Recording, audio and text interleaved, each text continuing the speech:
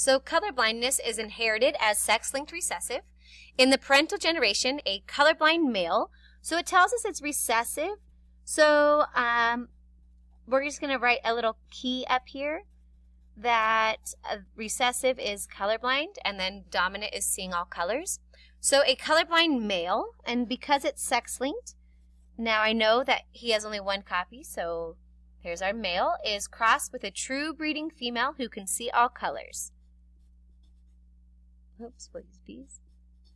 Okay.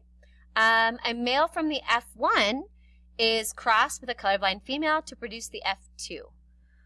So now we need to take and do this. This is the parental cross, so now we're going to see the F1.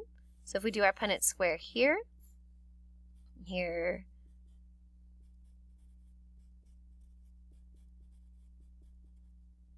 we see our females are all heterozygous, and our males can see all colors because they inherit that allele, their X, from their mother.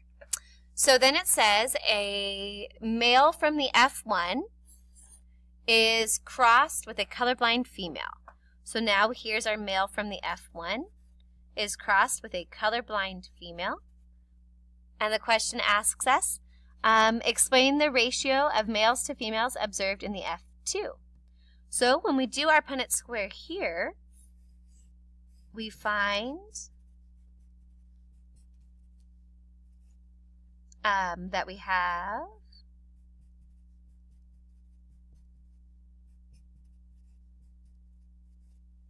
in our F2, all of our males are colorblind and our females see all colors. So when it asks us to explain this, so in the F2 we have about half the offspring, so if there's 60 offspring made, we have half of them are male and colorblind, and the other half are female and can see all colors. So when it asks us to explain this, like why is it a 1-to-1 ratio?